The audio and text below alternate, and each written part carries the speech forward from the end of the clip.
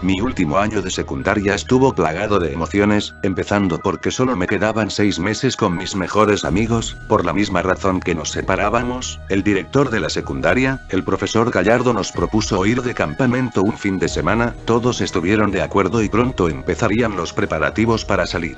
Un día, un hombre de unos 30 años se presentó a nuestra escuela para introducirnos a las actividades del campamento que sería en un lugar llamado el Camino Solitario. Un mes antes del día de partir de acampada, todo mundo comentaba lo genial que sería y que nuestra última convivencia como grupo no podría ir mal. Como todos éramos unos pequeños, el director nos dejó escoger una maestra que nos acompañara y todos, de acuerdo con escoger a la maestra con la que tuviéramos más confianza, elegimos a la maestra de español. Viernes 14 de junio. El autobús que nos llevaría a nuestra aventura llegó puntualmente a las 7 con el mismo hombre que nos había visitado un mes atrás. Nos enteramos que se llamaba Rafael, pero todo mundo le decía Clark, debido a un cierto parecido que guardaba con Superman. El camino fue largo y monótono, la mayor parte del paisaje se componía de montañas sin vegetación y llanuras desiertas. El panorama cambió los últimos kilómetros de recorrido, donde todo lo que veía era un denso bosque. Clark explicaba las actividades que realizaríamos al llegar, yo estaba concentrado en el bosque que parecía interminable, lo único que escuché de todo lo que dijo fue que el único camino que existía al campamento era el que recorríamos en ese mismo momento. Cuando finalmente llegamos, una gran puerta de metal se abrió ante nosotros y dejó pasar el autobús. Una sombra se movió ágilmente para cerrar la puerta con gran esfuerzo y colocó un candado que parecía imposible de romper. Bajamos del autobús unos metros más adelante y Clark nos enseñó dónde dormiríamos, unas cabañas individuales pero todas estaban conectadas, las mujeres tomarían las de la izquierda y los hombres las de la derecha. Después de escoger a nuestros compañeros de cabaña y acomodar todas nuestras cosas, insistieron en tomar una foto grupal como recuerdo, todos se acomodaron y Clark tomó la foto, todos nos veíamos realmente felices. Qué mala idea, pues esta acción desencadenaría los eventos que pasarían posteriormente. Durante el día hicimos cosas que nos mantuvieron ocupados, siempre riendo y bromeando, como los viejos amigos que éramos. No recuerdo haber estado tan feliz en toda mi vida, simplemente el mejor. Una vez que el sol se escondió, y la oscuridad nocturna empezaba a reinar, Clark nos mandó a bañar, pues aún faltaba la última actividad del día, iríamos a dar una caminata nocturna por el bosque. Mientras caminaba al frente del grupo, Clark nos contaba una clásica historia de terror de campamento, alumbraba el camino con la única linterna que el grupo tenía, pues según él, el tener más atraería a los insectos. Todos caminábamos asustados por la oscuridad del bosque y por los ruidos ocasionales que se escuchaban a lo lejos, en especial mi amiga Saraí, que se ponía a gritar cada vez que algún arbusto cercano se movía o hacía algún ruido. Casi siempre esto sucedía por consecuencia del fuerte viento o por alguna ardilla que escapaba del grupo. Yo, como buen amante del terror, no me sentía intimidado por las seguramente falsas historias de Clark y por eso me ofrecía ir al final del grupo, pero pronto el bosque también causó en mí una ansiedad parecida al miedo y mi corazón latía más fuerte cada vez que se escuchaba algún ruido lejano. Mi ansiedad se transformó a miedo cuando escuché el constante crujir de ramas, casi sonaba como si alguien o algo nos siguiera por el oscuro bosque. Una vez terminado el recorrido, Clark se apuró en hacer una pequeña fogata, nos sentamos alrededor y todo el mundo se animaba a contar sus propias experiencias paranormales. Parecía que el miedo previo se había consumido como la leña que alimentaba las llamas que nos mantenían calientes. Todos estaban tan centrados en las historias que cada quien relataba, que no nos dimos cuenta que llamaron a Clark a su teléfono. Al principio sonaba enojado por la interrupción, pero después su voz tomó un matiz preocupado. Esto no era normal. El profesor Gallardo, indignado por la descortesía del joven de dejarnos solos, empezó a reñir con Clark. La situación se veía grave pues la cara del profesor pasó de un semblante severo a uno preocupado. Al final el joven se perdió entre las sombras del tupido bosque. Obviamente aún indignados por la grosería, la maestra Isabel y el profesor Gallardo hablaban vivazmente de que el próximo año el campamento se haría en otro lugar, cuando una joven un poco alta, delgada y aparentaba la misma edad de nuestro ahora ausente guía, se presentó ante nosotros como Amy Guizar y nos dijo que Clark arreglaba unos asuntos del campamento, pero que ella se encargaría de las actividades mientras que él no estuviera. Aunque tenía una actitud amable, algo no me cuadraba con ella, algo estaba mal con ella y decidí subir la guardia para evitar sorpresas. Con ella venía una figura familiar, alguien que nunca imaginamos ver en nuestro campamento. Era Fernanda, más conocida como Ferbo. Tenía sentido pues el rancho quedaba a pocos kilómetros de la ciudad de Querétaro, donde se mudó hace casi un año. Después de saludarla y recordar los viejos tiempos, Amy se apuró a apagar la fogata, que ya era lo suficientemente pequeña para que se apagara con un balde de agua. Una vez que regresamos a las cabañas, me dirigí a la mía junto a mis compañeros, que eran Lalo, Aldo, Iván y Yoltik. Como buen amante del terror, convencí a mis amigos de seguir contando historias de acontecimientos extraños que habíamos vivido. Lalo contaba la anécdota acerca de su tío. Todos lo veíamos sin parpadear, incluso sin respirar en algunas partes debido a completa atención que le prestábamos, cuando escuchamos un grito. Un grito de mujer, lejano pero lo suficientemente cerca para poder ver la causa de este. Nos apuramos a salir de la cabaña para investigar qué había sucedido. Cuando estuvimos afuera vimos que todo el mundo estaba igual de confundido que nosotros. Pero nadie sabía de dónde había provenido ese grito. Como no escuchamos que se repitiera el incidente, decidimos volver cada quien a su cabaña, no sin cerrar bien la puerta, pura precaución. Nos dormimos poco después de la medianoche. Las actividades del día nos habían dejado exhaustos. En la mañana, lo único que nos despertó fue la alarma del celular de Yoltik. En ese instante, Amy entró en nuestra cabaña y nos avisó que debíamos bañarnos antes de poder desayunar y seguir con el itinerario. Como no queríamos perder ni un segundo de nuestro campamento, nos bañamos rápido y desayunamos aún más rápido. La comida era deliciosa y en porciones grandes, parecía que querían engordarnos para luego comernos en Navidad. Como acordamos, a las 10 de la mañana nos reunimos todos en la cabaña central. Todos estaban ahí excepto 5 personas: Michelle, Luz, Ramírez, Portilla y, lo que se nos hizo aún más raro, Amy, pues la habíamos visto por la mañana. Pasaron los minutos en larga y tediosa espera, donde nadie sabía qué había pasado para que nos dejaran esperando. Una hora después de la hora acordada, el profesor Gallardo mandó a Alexa y a Claudia a la cabaña de las niñas, que aún no aparecían. Tal vez se quedaron dormidas. Unos minutos después, las 2 niñas llegaron agitadas y corriendo, lo cual fue lo más extraño de todo. Gritaban que no estaban en su cabaña, alarmando más a todos. El profesor Gallardo y la maestra Isabel decidieron llevarnos a todos para ayudar a buscar a las desaparecidas. Pasaron las horas y no había señales de ninguna. Solo Diana Cruz había encontrado el celular que creímos era de Portilla.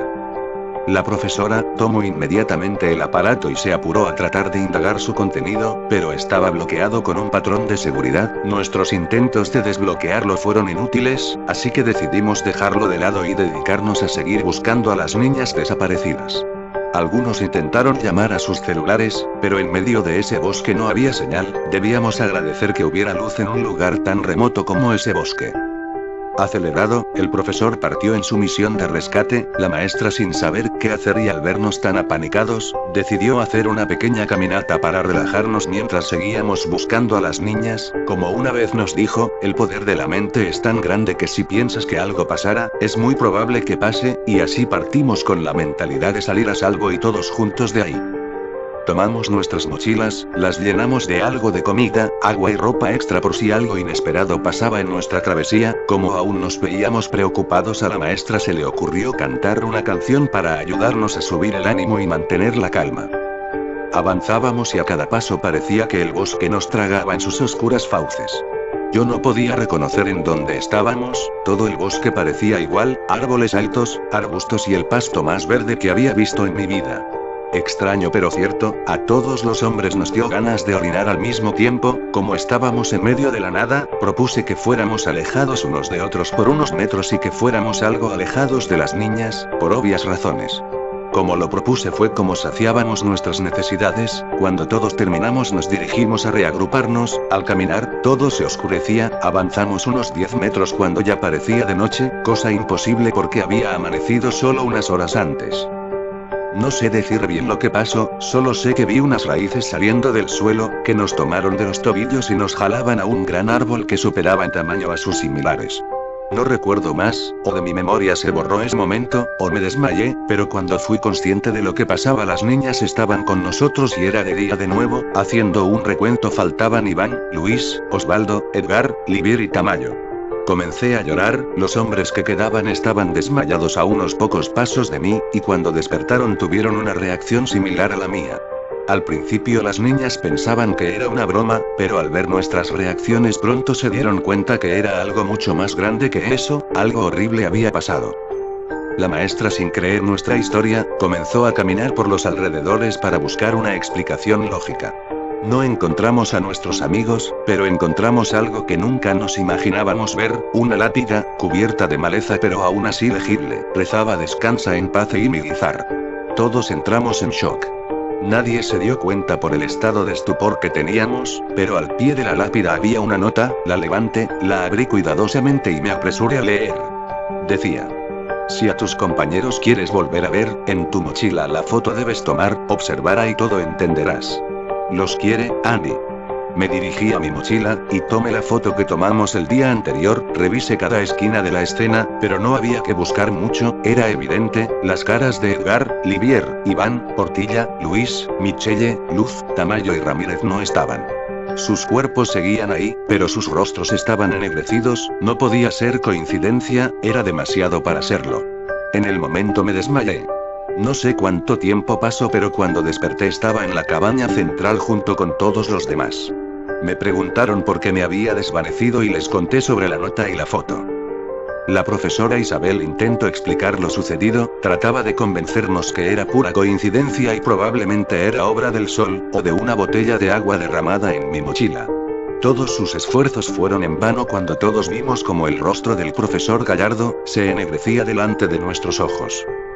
Durante unas horas debatimos las teorías más absurdas tratando de explicar lo que pasaba, pero nadie creía nuestras teorías, estábamos consumidos por el terror, asolados por la desesperanza. Al caer la noche, fuimos al comedor, un recinto rectangular que estaba unos 200 metros alejado de las demás cabañas. Como no había gas y la electricidad se había ido, solo pudimos comer algo de cereal y una que otra fruta madura. Regresábamos a las cabañas y acordamos que todos dormiríamos en la cabaña central y que nadie se separaría del grupo por seguridad.